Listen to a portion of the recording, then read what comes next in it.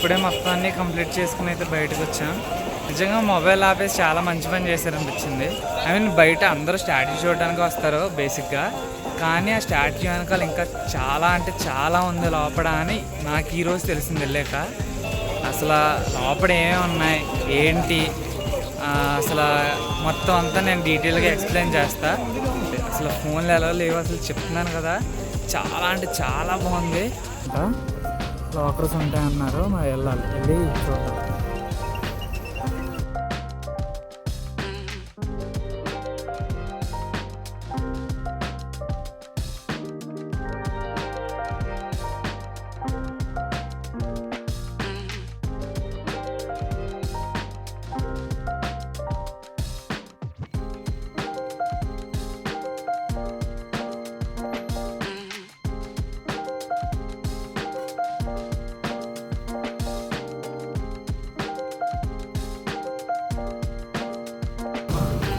బస్సులో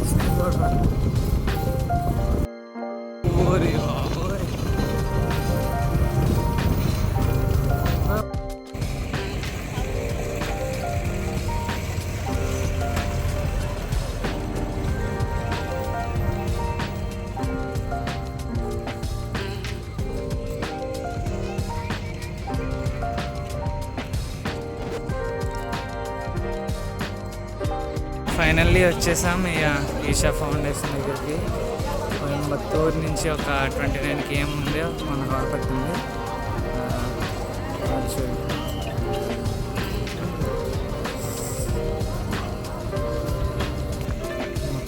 మొత్తం చాలామంది జనం ఉన్నారు. అసలు పార్కింగ్ స్లాట్ అంతా నిండిపోయింది. అసలు అయ్య బాబోయ్, ఆ మబ్బులేంట్రా బాబు, అసలు ఎంత బాగుందంటే వ్యూ. చాలా మంచి ప్లేస్లో కట్టారు. అసలు చుట్టూ నీకు ఎటు చూసినా కొండలే. అసలు సిటీ అవుట్స్కట్స్, అసలు ఎక్కడో మూలన జనం తప్ప ఇంకెవరూ ఉండరు. చాలా బాగుంది సూపర్. అసలు క్లౌడీ ఉంటే ఇంకా అదిరిపోతుంది ప్లేస్, కానీ లేజర్ షో అవ్వదు. లేజర్ షో టైమింగ్ 7:15 to 7:30 అనుకుంటా. నేనైతే మరి గూగుల్లో చూసా, చూడాలి మరి ఎన్నింటి చేస్తారు ఏంటి. జనం అయితే చాలా అంటే చాలామంది ఉన్నారు. అండ్ ఇన్ఫర్మేషన్ సెంటర్ దగ్గర కనుక్కుంటే ఒక ప్యాంప్లెట్ ఇచ్చి ఎక్కడికి వెళ్ళాలి ఏంటనేది ఉంది. ఇప్పుడు మనం అవి చూసుకుంటూ వెళ్ళడమే. ఫస్ట్ ఆదియోగి స్టాట్యూ అక్కడే ఉన్నాం, తర్వాత సర్పవాసల్ అక్కడ లగేజ్ పెట్టచ్చంట, లాకర్స్ ఉంటాయన్నారు, మరి వెళ్ళాలి, వెళ్ళి చూద్దాం.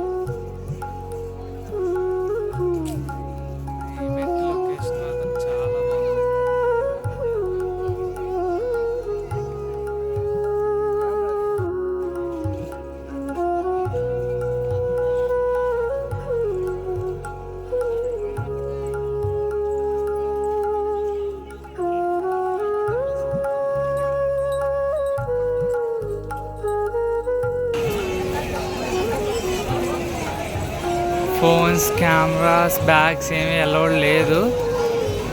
సో ఇక్కడ నుంచి అయితే వీడియో తీయడం అవ్వదు. ఆ లింగానికి, ఆ టెంపుల్కి, వాటికి ప్లేసెస్కి అలౌ లేదనమాట. సో ఇక్కడ అన్నీ లాకర్లో పెట్టేసి ఫ్రీ సర్వీస్ అయితే ఈ ప్లేసెస్ విజిట్ చేయడానికి వెళ్ళాలి. అండ్ మనకి బుల్ కార్ట్స్ కూడా ఉన్నాయి, స్టే చేయొచ్చు, నైట్ స్టేస్ కూడా ఉన్నట్టున్నాయి. చాలామంది వచ్చారు.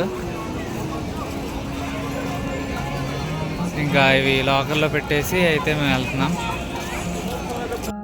ఇప్పుడే మొత్తం అన్నీ కంప్లీట్ చేసుకుని అయితే బయటకు వచ్చాం.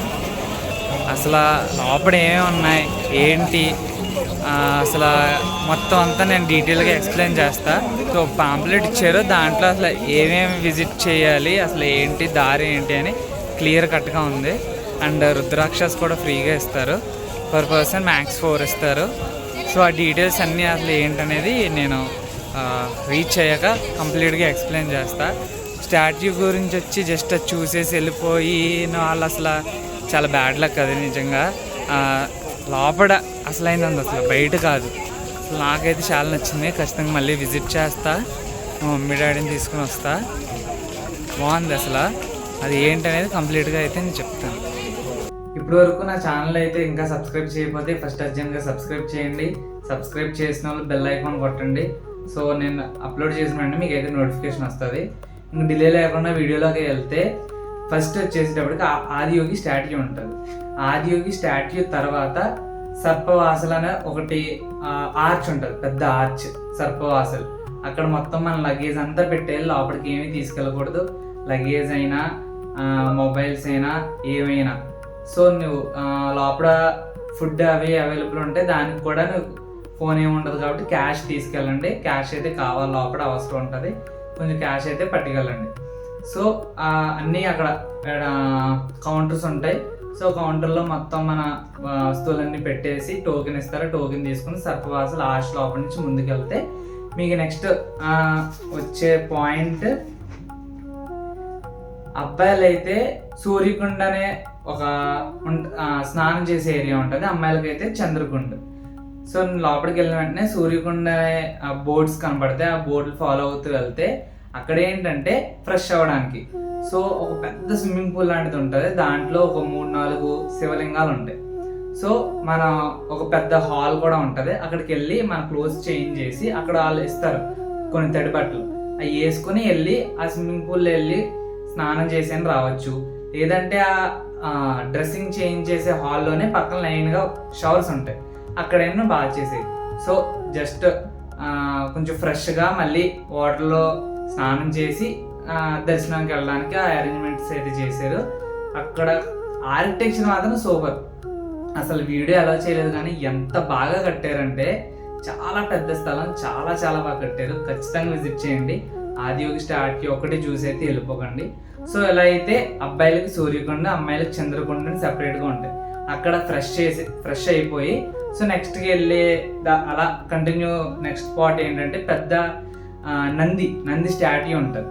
ఆ నంది స్టాట్యూ చూసుకుని లైన్ ఉంటుంది అన్నమాట, బోర్డ్స్ మనకు కనపడుతూ ఉంటాయి. ఆ నంది స్టాట్యూ దాటుకుని నెక్స్ట్ పాయింట్ ఏం కనపడుతుంది అంటే మనం లింగభైరవి టెంపుల్కి వెళ్తాం. లింగభైరవి ఒక ఓవెల్ షేప్లో లింగం ఉంటుంది, అమ్మవారి లింగం.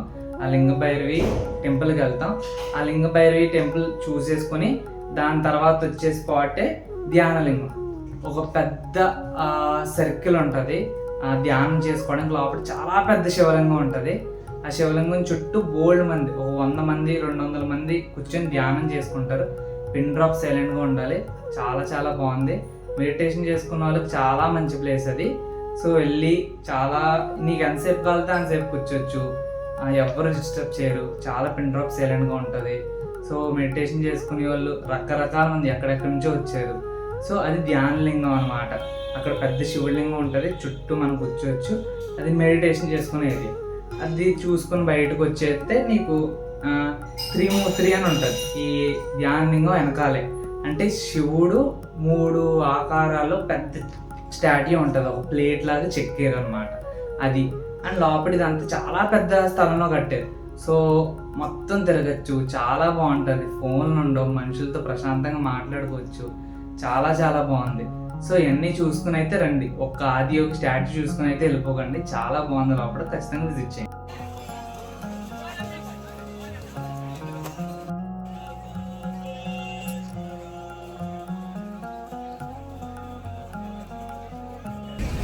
అసలు ఏమన్నా లొకేషన్ అసలు అయ్యి బాబోయ్.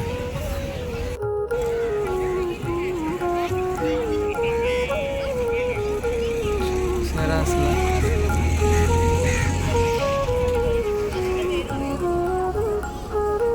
మబ్బులు ఈజీగా హాఫ్ డే టైం స్పెండ్ చేయొచ్చు ఈజీగా. లోపల ఇంకా చాలాసేపు ఉండొచ్చు. మార్నింగ్ వచ్చి ఈవినింగ్ వరకు టైం స్పెండ్ చేయొచ్చు. కరెక్ట్గా ప్లాన్ చేసుకుంటే మేము హాఫ్ డే మేము అసలు ఎంత ఎక్స్పెక్ట్ చేయలేదు. చాలా అంటే చాలా బాగుంది.